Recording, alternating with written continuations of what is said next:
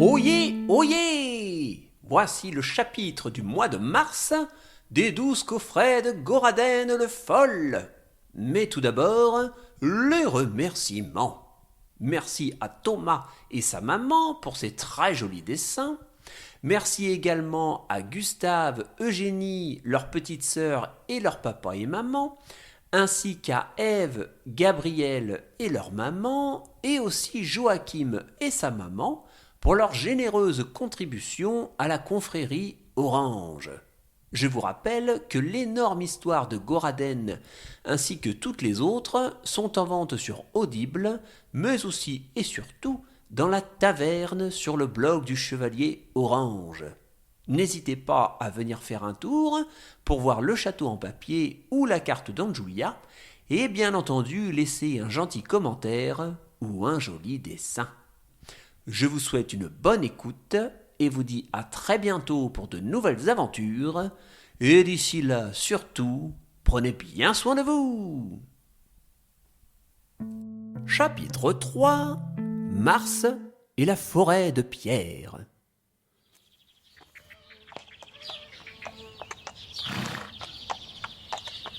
Notre héros se dirigeait à présent vers la fameuse forêt de pierre, véritable splendeur unique dans tout le royaume d'Anjulia et peut-être même dans le monde entier. Comme le chevalier faisait partie des très rares personnes à avoir le droit de visiter la forêt, il en profita pour inviter son ami Usmine de Birevoix.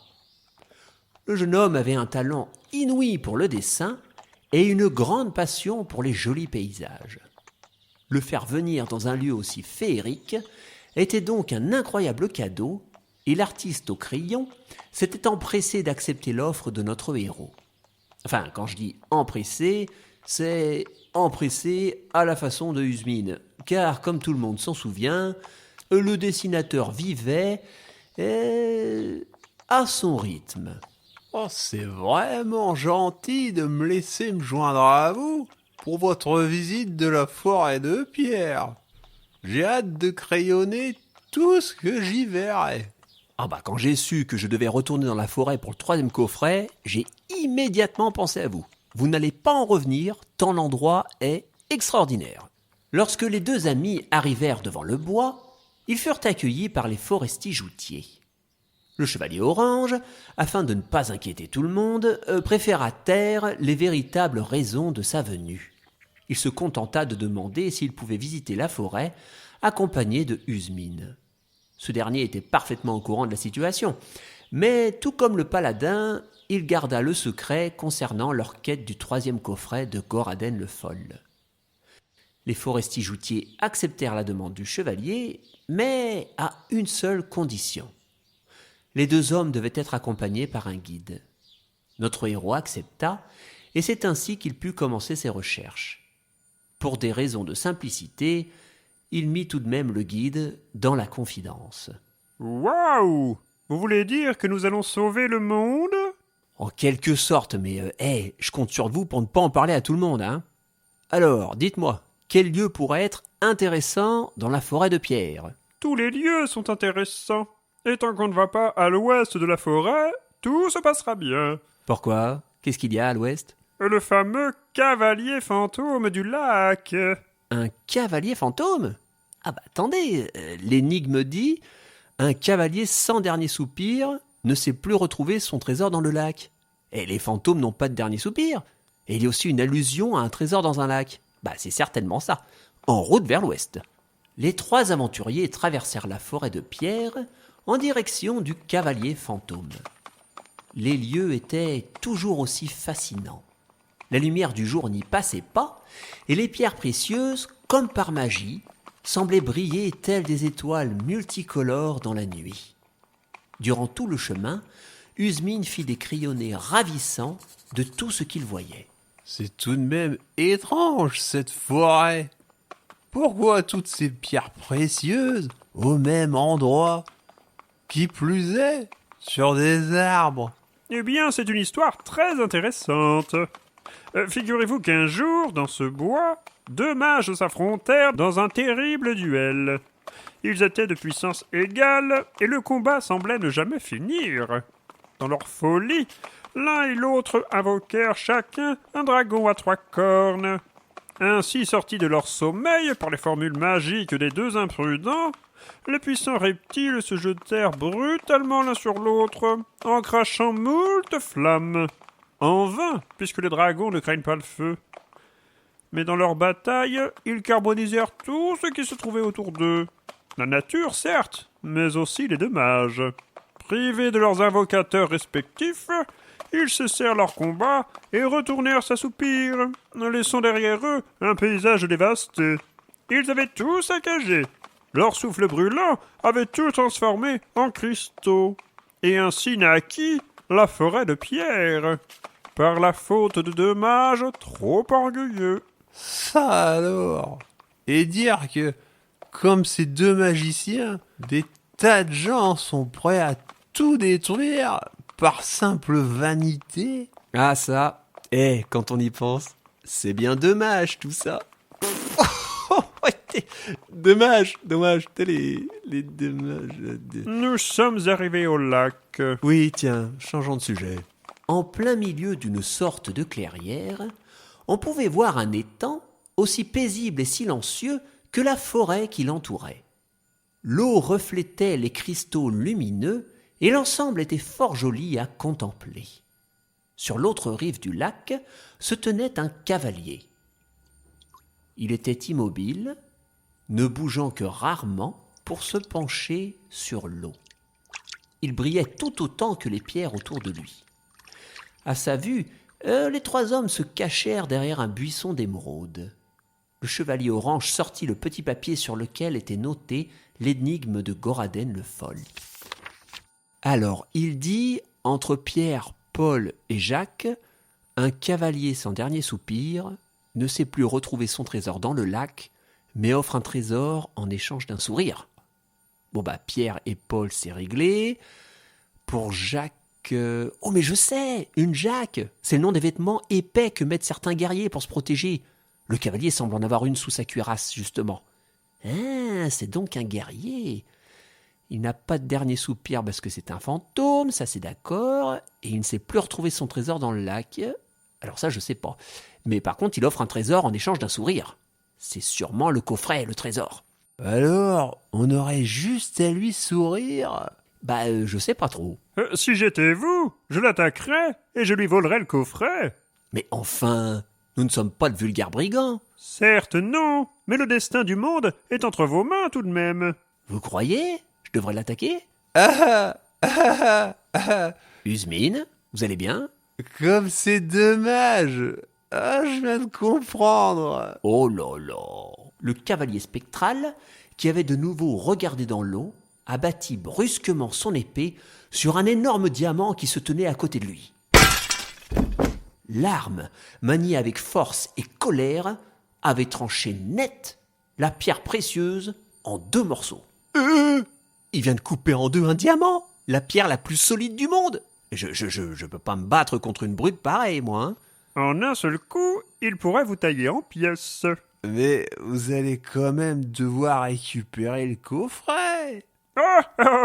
Qu'est-ce qu'il y a de drôle, monsieur le guide? Non, je me disais juste que j'étais incroyablement content de ne pas être à votre place. Merci, c'est très gentil. Bon, il doit bien y avoir un moyen de prendre le coffret. Attendez, l'énigme dit « en échange d'un sourire ». Peut-être devons-nous le faire sourire, lui? Ah peut-être. Quelqu'un connaît-il une bonne blague? Surtout, chevalier, évitez vos jeux de mots. Oui, ça va. Bon, j'y vais. Courageusement, notre héros orange, suivi de ses 2 compagnons, se dirigea vers le cavalier fantôme.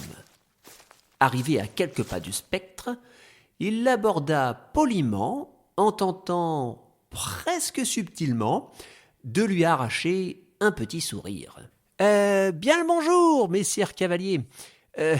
Comment allez-vous aujourd'hui? Il fait beau, hein? Pas trop de vent, le lac est calme, la vie est belle, hein? Une chouette journée pour sourire, qu'en dites-vous? Hélas, mon pauvre ami, plus jamais je ne saurais sourire. Va falloir faire un petit effort parce que j'ai grandement besoin d'un coffret qui est en votre possession. Il est vrai que je donnerai ce coffret à quiconque me redonnera le sourire, mais c'est peine perdue. Allons, allons. Je suis sûr que vous exagérez. Qu'est-ce qui vous tracasse? Allez, racontez-moi tout. J'ai perdu mon trésor dans le lac. Le fameux trésor dans le lac. Et vous ne pouvez pas aller le chercher? Et vous risquez pas de mouiller vos vêtements, hein, vous savez, hein, vous êtes un fantôme, hein, donc... Mais mon trésor n'est pas matériel. Savez-vous qui je suis, chevalier? Ah, maintenant que vous le dites, nous ne nous sommes pas présentés. Je me nomme Gontran, le chevalier Gontran, un homme beau comme un dieu. Mon visage gracieux faisait la fierté de ma mère et de toute ma famille. Comme tant de belles personnes, j'avais peur de vieillir et de perdre de ma beauté légendaire.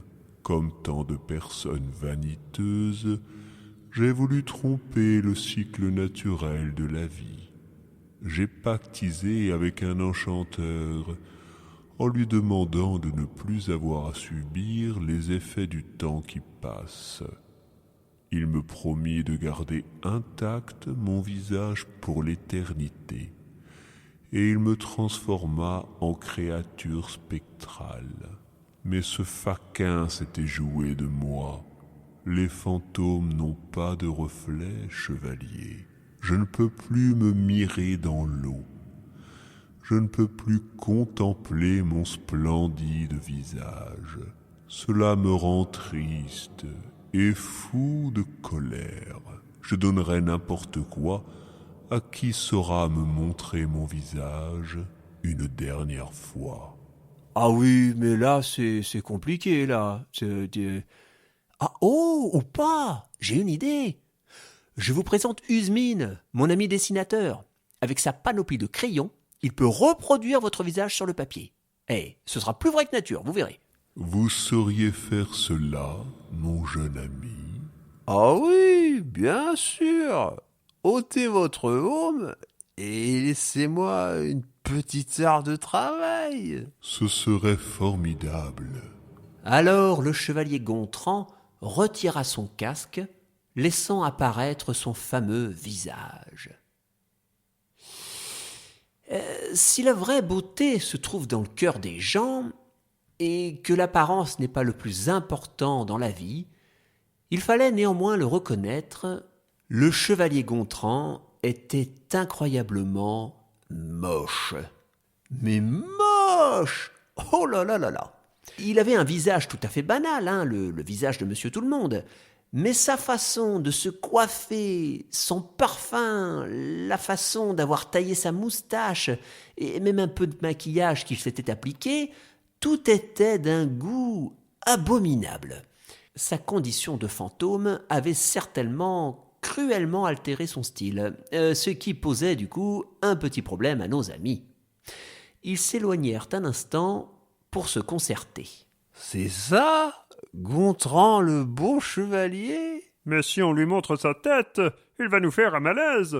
On est mal, on est mal, on est mal. Je sais pas quel mage lui a fait ça, mais alors c'est vraiment pas gentil.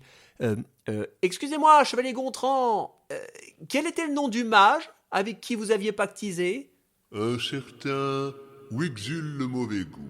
Ah ouais, je comprends mieux, ouais. Bon, si on lui montre son visage tel qu'il est, je ne pense vraiment pas qu'il sourira. Hein. Et pas de sourire, pas de coffret. Mon cher Usmine, vous devez absolument nous arranger ça. Moi? Mais comment? Nous allons honteusement lui mentir. D'abord, vous vouliez l'agresser et maintenant lui mentir? Vous avez que de bonnes idées, vous, hein? Ben quoi? Vous comptez bien lui mentir sur l'aspect de son visage, par l'intermédiaire du dessin de Usmine, non? Ce n'est pas mentir. Nous allons arrondir les angles et nous autoriser certaines largesses quant à la conception d'une réalité parfois un peu rigide que nous Oui, on va lui mentir, quoi. Oui, quand c'est pour sauver le monde, je suis sûr qu'il existe un autre mot pour ça. Et puis on ne va pas totalement changer sa tête sur le dessin. On va juste l'améliorer un peu, hein? N'est-ce pas, Usmine? Oh là là. Bon, allons-y. Et pendant que le chevalier Gontran prenait la pose, Usmine mit tout son talent dans la reproduction du visage du pauvre fantôme. Après 1 heure de travail, le dessin fut achevé. Hélas, même s'il avait tenté d'arranger un peu les choses, Usmine dessinait beaucoup trop bien, et le portrait sur le papier était une copie parfaite de celui du chevalier spectral. Tout y était. La moustache de guingois, la coupe de cheveux ratée, le maquillage mal fait, et même cette incroyable expression un peu prétentieuse et hautaine qui lui donnait un air un peu niais. Bon gré mal gré, le jeune homme tendit son chef-d'œuvre à Gontran afin que celui-ci puisse enfin voir quelle tête il avait depuis des centaines d'années. Le cavalier prit avec émotion la feuille de papier et resta silencieux pendant un long moment. Enfin, il murmura. « Alors voici mon visage, tel qu'il est à présent. » Oh, voyez-vous ça? Pas une ride. Oh, sacré Gontran, toujours aussi beau gosse. Attendez, vous voulez dire que vous aviez déjà ce visage avant d'être transformé par le mage ? Mais bien sûr que oui. Oh, et ma coupe de cheveux qui n'a pas bougé d'une mèche. Oh là là, oh, tout le portrait de ma mère, tiens. Votre mère aussi ressemblait à ça ? Carrément, tous les membres de ma famille étaient aussi charmants que moi. Chouette. Ah, voilà qui m'a réchauffé le cœur. Chevalier, vous avez bien mérité ce coffret. Tenez, attrapez. Hop là. Merci à vous, chevalier Gontran. Oh, la classe! On a le 3e coffret. Et c'est dans la joie que le chevalier Orange, Usmine et leur guide sortirent de la forêt de pierre. Tout le monde se dit au revoir et retourna chez lui. Notre héros allait pouvoir ouvrir la précieuse boîte et ainsi découvrir ce qui l'attendait pour le mois d'avril.